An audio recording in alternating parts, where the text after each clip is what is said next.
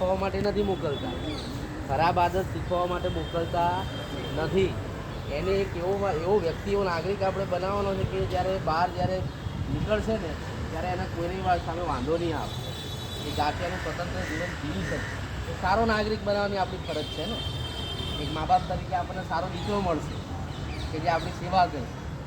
તો જીવનમાં નિયમિતતા હશે ને તો એ ગુણો આવશે. ગુજરાતી સમજો છો ને બધા? તો આ બધી બાબતો જરૂરી છે.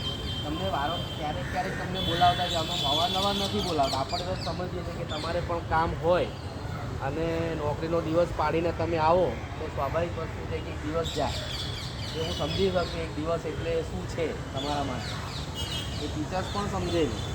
બાકી તો એવું હોય કે તમે પ્રાઇવેટ સ્કૂલમાં જાઓ, જો પ્રાઇવેટ સ્કૂલમાં જો કદાચ જે વાલી મિટિંગમાં પેરેન્ટ્સ ના આવે તો તમે જોજો કેવું પરિસ્થિતિ થાય છે.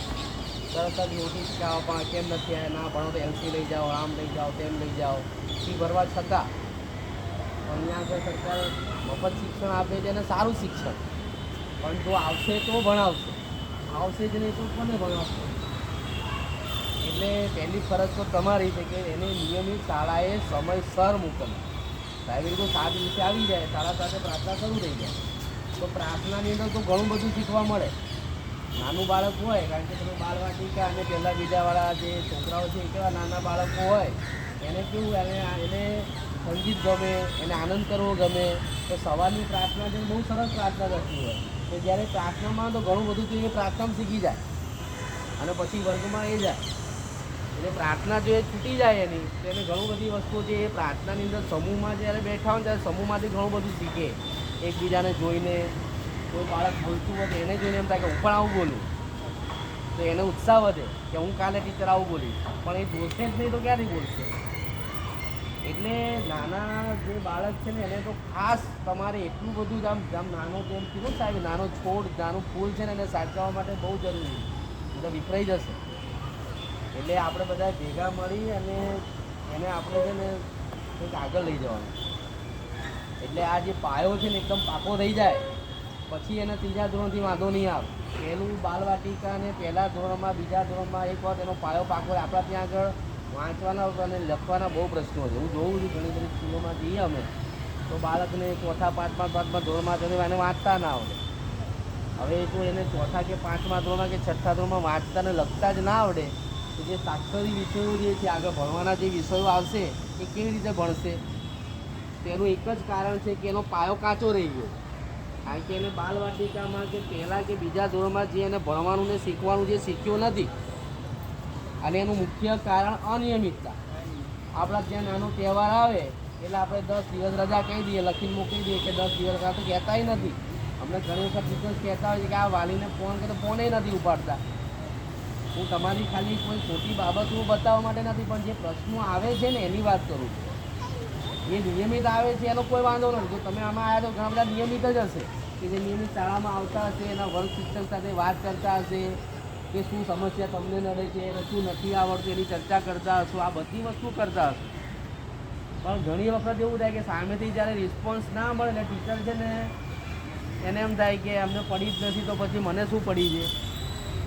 એમને તો 1લી તારીખે ગવર્મેન્ટ ખાતામાં પગાર આપી જ દેશે, મને આપી દેશે, સાહેબ નહીં આપી દેશે. બગડશે કોનું? તો એક બાળકનું જીવન જો બગડી જાય તો એ બહુ મોટું નુકસાન છે ને. એટલે ખાસ તમને બધાને વિનંતી છે કે જ્યારે પણ શાળામાં કોઈ પણ કામથી તમને ટીચરનો ફોન આવે તો ભલે 2 મિનિટનો સમય કાઢીને પણ એકવાર મળી જાઉં. કારણ કે એમના માટે બોલાવતા નથી. એમ સમજવાનું કે મારું અગત્યનું કામ છે મારા બાળક માટે બોલાવે. એટલે આટલું એક વખત મગજમાં બેસાડી દેવાનું, તમારું બાળકની પ્રગતિ ઓટોમેટિક શરૂ થઈ જશે. બાકી જો બાળકને એવું થઈ જશે ને તો વળી તો ચાલે. એ જો ટેવાઈ ગયું ને તો એ છેક સુધી પછી તમને નહીં કાઢે, તમને પણ તમારી વાતને પણ નહીં સાંભળે. જો તમે એને છૂટો મૂકી દીધો તો, અને એની વાતને ક્યારેય નહીં સાંભળવાની. ઘણી વખત છોકરાઓ નાના હોય ને એટલે ખોટું બોલવાનું કેવું નાનપણથી પડે. અમારા ટીચરે કંઈ નહીં આપ્યું, અમારા ટીચરે કંઈ કરાવ્યું નથી. પણ તમે ક્યારે ખબર પડે? તમે એની નોટબુક જુઓ તો ખબર પડે. અને જો એને સ્કૂલમાં પણ નથી લખ્યું તો તમે બીજા દિવસે ટીચરને મળો કે ભાઈ આ કેમ એને આ કાલનો દિવસ ખાલી છે, તો એમને રિયલ તમને ખબર પડશે વાસ્તવિકતા કે એણે જાણી જોઈને નથી લખ્યું. તો તમારી પણ થોડી બીક રહેશે અને ટીચરની બીક રહેશે ને તો એ બાબતમાંથી નીકળી જશે બહાર, જે ટેવાઈ જશે જુઠ્ઠું બોલતા અમારે કંઈ કહેવાયું નથી, અમને આજે કશું ભણાયું નથી, તમે માની લેશો. અને પછી ક્યારેક આવો ને તમે પછી ગુસ્સે થઈને ટીચરને આવીને કહો કેમ કશું કરાયું નથી, પણ એવું ખરેખર હોતું નથી. આવું અમે ઘણી બધી સ્કૂલોમાં જઈએ છીએ ને આવા પ્રશ્નો આવતા હોય તો અમે જોતા હોઈએ. એટલે તમારી પાસે બહુ મોટી અપેક્ષા છે, તમે આવ્યા છો. હજી આ આગળના ધોરણમાં તો હજી તમે જોશો ધીમે ધીમે આપણે આ જો શાળામાં અત્યારે આ ઘણી બધી સુવિધાઓ થઈ ગઈ, બાળકોને સારું પોષણ મળે એના માટે સવારે પેલા દૂધ ને એ પણ આવે છે, નાસ્તો આવે છે, ભોજન સારું આવે છે. તો બાળકને માત્ર અહીંયા ભણવાનું છે અને એને સરસ મજાનું પોષણ મળે છે. બોલો, સ્વાસ્થ્ય અને શિક્ષણ બે પાયાની જરૂરિયાત છે બાળક માટે, જે એને મળે છે. તો આનો લાભ મહત્તમમાં મહત્તમ તમારે લેવાનો છે, બાળકને અપાવવાનો છે. આપણે જો એમાં તમે કચાશ રાખી તો પછી કોણ જાણે, તમે જાણો. એટલે તમારા બાળકનો વિકાસ તમારા હાથમાં છે, બધું સમજી લે. કોઈ સમસ્યા છે આવીને ટીચર સાથે વાત કરો, ચર્ચા કરો. આચાર્ય સાહેબ છે, આચાર્ય સાહેબ પણ બહુ જ એક્ટિવ છે, શિક્ષકો પણ બહુ એક્ટિવ છે. આજે તમારે વાત થતી હતી કે સાહેબ નવું ઇનોવેશન કરવું છે શાળામાં, આપણે ન્યૂઝ ચેનલ ચાલુ કરવી છે. બોલો,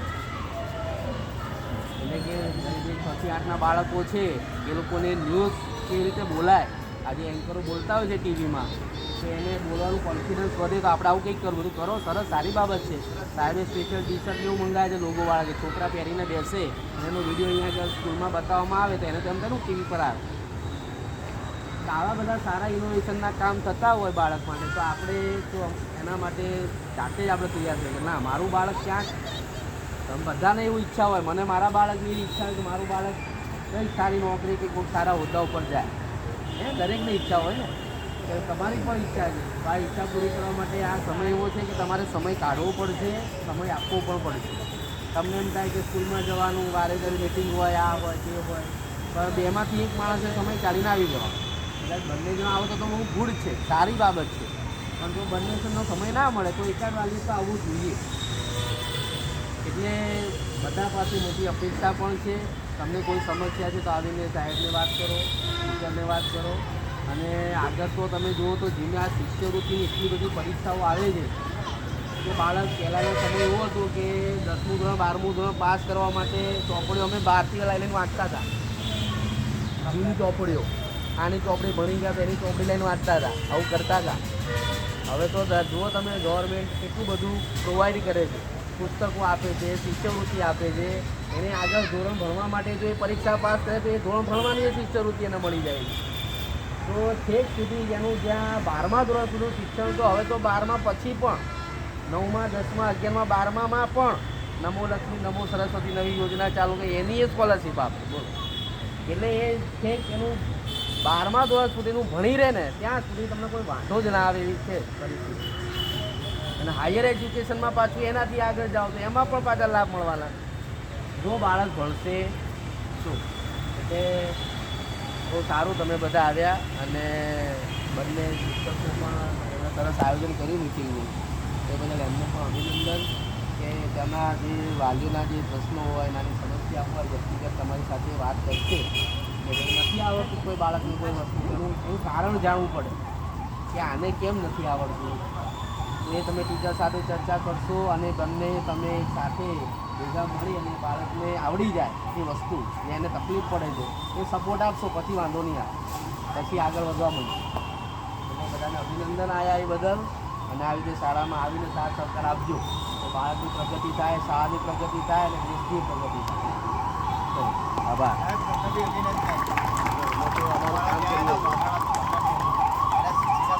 તમારા બધાની ડ્યુટી છે, મારું કરમ છે, એમનું કરમ છે અને તમારું કરમ મેં તમને કીધું એ કરમ કરશો તો કંઈ વાંધો આવશે નહીં. શાળા માટે, શાળાના શિક્ષકો માટે કોઈ અભિપ્રાય અત્યારે આપવા અને એકાદ વાલી આવે એવી અપેક્ષા હું રાખું છું કે અભિપ્રાય એક આપું કે તમને આ શાળાની અંદર જે સુવિધા છે, શિક્ષણ છે, કેવું લાગે છે. એક વાલી આવી અને એ મને અભિપ્રાય આપે તો મને ખ્યાલ આવે કે ના, આ શાળામાં ખરેખર વાલીને આ રીતે કંઈક ખ્યાલ છે. બહેનો ખૂબ ખૂબ અભિનંદન, બહેનોને ખૂબ ખૂબ અભિનંદન, જે શિક્ષિકા બહેનો છે સાહેબને બધાને ખૂબ ખૂબ અભિનંદન. જે આ વાલીઓને બોલાયા છે સારા કાર્ય માટે બોલાયા છે, સ્કૂલના પ્રગતિ માટે. જે શિક્ષિકા બહેનો સારું વર્તન કરે છે, સારું ભણાવે છે, પણ અમારા દીકરાઓની ભૂલોના કારણે અમારે અહીંયા આવવું પડે. બીજી વાત કે શિક્ષણમાં જે સ્વચ્છતા બી સારી છે અને જે શિક્ષિકા બહેનો જે બોલાવે છે વાલીઓને તો સારો અમે જવાબ બી આપીએ છીએ. બરાબર. Everyone sir, good morning ma'am, good morning. मेरा नाम समीर है. मेरे बेटे का नाम सेफान है. मेरा बेटा यहाँ पे जब से पढ़ना आया है उसकी सेहत में बहुत इम्प्रूवमेंट आया है, पढ़ाई में बहुत इम्प्रूवमेंट आया है, उसकी हेल्थ अच्छी रहती है और सर टीचर भी बहुत अच्छा अपना बेस्ट देते. सर टीचर भी अपना बहुत अच्छा देखभाल करते हैं यहाँ पे. માયરાના મમ્મી આવી જાઓ બાલ જાની છે અને મારો બાબો બાલવાટિકામાં ભણે છે, નાનો આયાન. એમને ટીચર વંદના બેન છે, બહુ મસ્તીખોર છે. હવે પહેલાં 1 મહિનાથી એને સેટ થવામાં બહુ ટાઈમ લાગ્યો ક્લાસની અંદર અને ટીચરને બહુ સપોર્ટ હતો. એ બહુ નીચે વારંવાર પડતો હતો. એક વખત પ્રિન્સિપલ સાહેબે કમ્પ્લેન કરી, એક વખત મેડમે કરી, પછી મને બોલાવવામાં આવી. પછી મેં ઘરે રહીને ધ્યાન આપ્યું. મેડમે એમની ઉપર ધ્યાન આપ્યું વધારે પડતું કે બાબો નીચે રહે છે, બાબો નીચે આવે છે, ઘડી પડતી વધારે પડતી. પણ ટીચરે બહુ સપોર્ટ કર્યો. હવે મારો બાબુ સુધરી ગયો છે અને હવે ક્લાસમાં જ બેસે છે અને ભણે પણ છે અને આવીને કહે છે કે મમ્મી હવે હું નીચે નથી ઉતરતો. મેડમે મને કીધું, મને પ્રિન્સિપલ સાહેબે કીધું. એક બાબો એવો હોય કે જે ના ધ્યાન આપે એની ઉપર ટીચર પૂરો ફોકસ લે છે અને પૂરો ધ્યાન આપે છે કે તમારો બાબો શું કરે છે, શું નથી કરતો. એમની ઉપર પૂરો ફોકસ છે મેડમને. મને એવું લાગ્યું કે આટલા વધારે બાળકો છે પણ આપણા બાળક શું કરે છે, શું નથી કરતો, તે શું કરવા ઈચ્છે છે, તે બધા જોડે વાતો કરે છે, ખેલે છે, જમે છે, શું કરે છે, બધી વસ્તુઓ પર ટીચરોની ખૂબ જ મતલબ એવું છે ને કે પૂરો ફોકસ એક બાળક ઉપર છે કે શું કરે છે, શું નથી કરતો એ જોવે છે બરાબર. તો મને ખૂબ જ સરસ લાગી એ વાત કે ટીચરે મને કીધું કે તમે આવો મારી જોડે મળો, મને તમારી બાબો જોડે વાત કરવાની છે. અને હું આવી, મને ખબર પડી કે મારા બાબો એમ કરે છે. પછી મારી ઘર ગઈ, એને બધી વસ્તુઓ સમજાવી કે આવું નથી કરવાનું, ત્યાં નીચે નથી પણ કોઈ આવી જશે તને લઈ જશે. મેં પણ સમજાવ્યું અને ટીચરનો પણ સપોર્ટ મળ્યો. ત્યારે મારો બાબો બેસે છે અને ભણે છે. મને ખૂબ જ સરસ આ વાત લાગી. રોજ નીચે ઉતરી જતો હતો, રોજ એ તો ખબર છે. દિવસમાં કેટલી વાર એ નીચે બાથરૂમ જવા જાય. દાલ બાટી જ के હવે બેસે છે. मेरा नाम संगीता है और मेरी लड़की का नाम अनुष्का है और मैं सोनी चाल से यहाँ उसको यहाँ स्कूल डाली हूँ. वहाँ है स्कूल सुंदरम में भी है और वहाँ पर रखा वहाँ सोनी चाल में भी है. पर यहाँ की मेरे को सुविधा अच्छी लगी तो मैंने लड़की को अपने यहाँ डाली. यहाँ पढ़ाई भी अच्छी है और टीचर भी अच्छी है और हमारे बच्चों को वो यानी नाश्ता पानी हर एक चीज़ यहाँ अच्छा है. इसलिए मैं वहाँ से यहाँ पर डाली हूँ, जो कि रोज़ मेरा 40 रुपये भाड़ा भी लगता है. वहाँ से रिक्शा में आना जाना रोज़ 40 रुपये, तो भी मैं यहाँ पर उसको मैं पढ़ा दी. यहाँ की सुविधा अच्छी है. बच्चा नीचे उतरता ध्यान रखते हुए हमारा बच्चा कहाँ जा रहा है कहाँ नहीं जा रहा है. एक भरोसे से ही यहाँ पर डाले कि यहाँ पढ़ाई अच्छी होती है. मैं लड़की को कुछ नहीं आता, मैं लड़की को ना 2-2 जन आके स्कूल रोती थी, 2-2 जन छोड़ के जाते थे. बहुत रोती थी वो. अब वो रोते अब वो घर पे जाके बोलती नहीं मेरे को जाना है. एक दिन मैं बोलती भी कि नहीं जाना, तो भी बोलती नहीं मेरे को जाना है. बारिश होती तो भी वो आती है. यहाँ की पढ़ाई अच्छी है और वो बहुत कुछ सीख भी रही है यहाँ पर.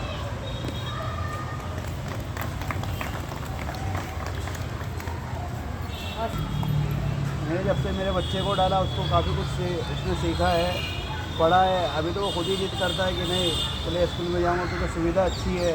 प्लस वो अभी अक्षरों को जोड़कर पढ़ना सीख गया है और खूब अच्छे से यानी ध्यान भी देता है और हमारे टीचर भी ध्यान देते.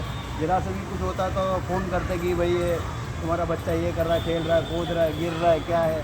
बहुत यानी अच्छी मेरे को सुविधा लगी क्योंकि ध्यान बहुत अच्छा देते हैं टीचर. सबको मैं अच्छा धन्यवाद करता हूँ क्योंकि टीचरों ने बहुत ध्यान दिया है और प्राइवेट स्कूल से बेहतर मुझे लगता है इधर.